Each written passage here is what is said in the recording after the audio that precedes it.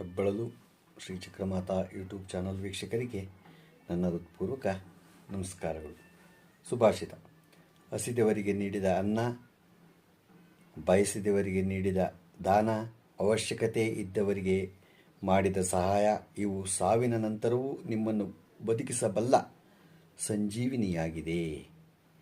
ಅದಾಯ್ತಾ? ನಾವು ಈ ಥರ ಕೆಲಸಗಳನ್ನ ಮಾಡಬೇಕು. ಇವತ್ತು ದಿನಪಂಚಾಂಗಕ್ಕಿಂತ ಮುಂಚೆ ನಾವು ಮರಗತ ಶಿವಲಿಂಗ ಮತ್ತು ಪಚ್ಚಲಿಂಗದ ಬಗ್ಗೆ ಏನು ಪ್ರಯೋಜನ ಅನ್ನೋದನ್ನು ತಿಳ್ಕೊಳ್ಳೋಣ. ಮರಗತ ಲಿಂಗ ಎಂದರೇನು? ಪಚ್ಚಲಿಂಗದ ಪ್ರಯೋಜನಗಳೇನು? ಮನೆಯಲ್ಲಿ ಶಿವಲಿಂಗವನ್ನು ಹೇಗೆ ಪೂಜಿಸಬೇಕು ಅನ್ನೋದ್ರ ಬಗ್ಗೆ. ಮರಗತ ಶಿವಲಿಂಗವು ಹಿಂದೂ ಧರ್ಮದಲ್ಲಿ ಪೂಜಿಸಲು ವಿಶೇಷ ಸ್ಥಾನವನ್ನು ಹೊಂದಿದೆ. ಮರಗತ ಶಿವಲಿಂಗವು ಶಿವನನ್ನು ಪ್ರತಿನಿಧಿಸುವ ಲಿಂಗವನ್ನು ಪಚ್ಚೆ ಕಲ್ಲಿನಿಂದ ಮಾಡಲ್ಪಟ್ಟಿದೆ.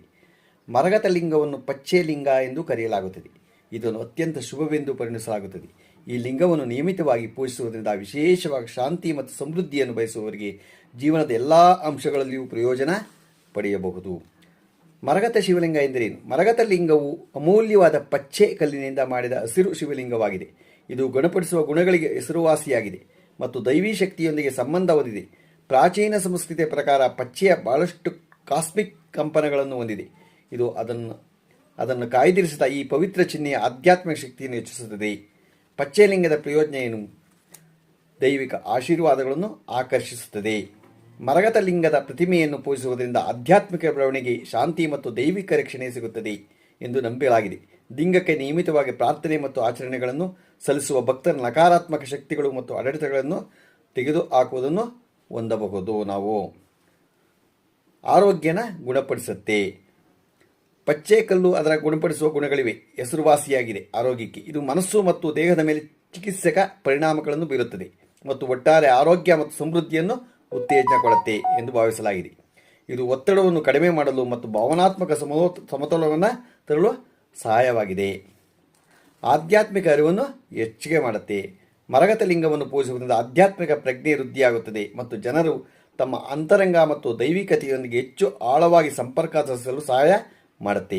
ಇದು ಚಿಂತನೆಯ ಸ್ಪಷ್ಟತೆ, ಮನಸ್ಸಿನ ಶಾಂತಿ ಮತ್ತು ವಿಶ್ವದೊಂದಿಗೆ ಸಾಮರಸ್ಯದ ಭಾವನೆಯನ್ನು ಒದಗಿಸಲು ಸಹಾಯ ಮಾಡುತ್ತೆ.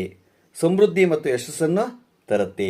ಜನರು ಸಾಮಾನ್ಯವಾಗಿ ಶಿವನ ಆಶೀರ್ವಾದ ಪಡೆಯಲು ಮರಗತ ಶಿವಲಿಂಗವನ್ನು ಪೂಜಿಸುತ್ತಾರೆ. ಇದು ಒಬ್ಬರ ಜೀವನದಲ್ಲಿ ಸಮೃದ್ಧಿ, ಯಶಸ್ಸು ಮತ್ತು ಸಮೃದ್ಧಿಯನ್ನು ತರುತ್ತದೆ ಎಂದು ಭಾವಿಸಲಾಗಿದೆ. ನಿಯಮಿತವಾಗಿ ಲಿಂಗವನ್ನು ಪೂಜಿಸುವುದರಿಂದ ಆರ್ಥಿಕ ತೊಂದರೆಗಳು ನಿವಾರಿಸಲು ಮತ್ತು ಯಶಸ್ಸನ್ನು ಸಾಧಿಸಲು ಸಹಾಯ ಮಾಡುತ್ತೆ. ಶಾಂತಿಯನ್ನು ತರುತ್ತದೆ ಮತ್ತು ಆತಂಕವನ್ನು ಕಡಿಮೆ ಮಾಡುತ್ತದೆ. ಇನ್ನು ನೈಸರ್ಗಿಕ ಶಾಂತಗೊಳಿಸುವ ಪರಿಣಾಮವನ್ನು ಹೊಂದಿದೆ. ಪಚ್ಚೆ ಕಲ್ಲು ಒತ್ತಡ ಮತ್ತು ಆತಂಕವನ್ನು ಕಡಿಮೆ ಮಾಡಲು ಸಹಾಯ ಮಾಡುತ್ತದೆ. ಶಿವಲಿಂಗವನ್ನು ಪೂಜಿಸುವುದರಿಂದ ಶಾಂತಿಯುತ ವಾತಾವರಣ ಸೃಷ್ಟಿಯಾಗುತ್ತದೆ ಮತ್ತು ಭಕ್ತರಿಗೆ ಭಾವನಾತ್ಮಕ ಸ್ಥಿರತೆ ದೊರೆಯುತ್ತದೆ. ಮನೆಯಲ್ಲಿ ಶಿವಲಿಂಗವನ್ನು ಹೇಗೆ ಪೂಜೆ ಮಾಡಬೇಕು? ಮರಗತ ಶಿವಲಿಂಗವನ್ನು ಪೂಜಿಸುವುದರಿಂದ ಜನರು ಹೆಚ್ಚಿನ ಪ್ರಯೋಜನವನ್ನು ಪಡೆಯುತ್ತಾರೆ.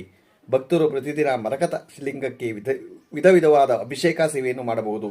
ಈ ಲಿಂಗವನ್ನು ಪೂಜಿಸುವುದರಿಂದ ಮನಸ್ಸು ಮತ್ತು ಪರಿಸರ ಎರಡನ್ನೂ ಶುದ್ಧೀಕರಿಸುತ್ತದೆ ಎಂದು ಹೇಳಲಾಗುತ್ತದೆ. ಮರಗತ ಲಿಂಗದ ಮುಂದೆ ಓಂ ನಮಃ ಶಿವಾಯ ಇತರ ಆಧ್ಯಾತ್ಮಿಕ ಮಂತ್ರಗಳನ್ನು ಪಡಿಸಿದರೆ ಸಕಾರಾತ್ಮಕ ಶಕ್ತಿಯನ್ನು ಹೆಚ್ಚಿಗೆ ಮಾಡುತ್ತೆ.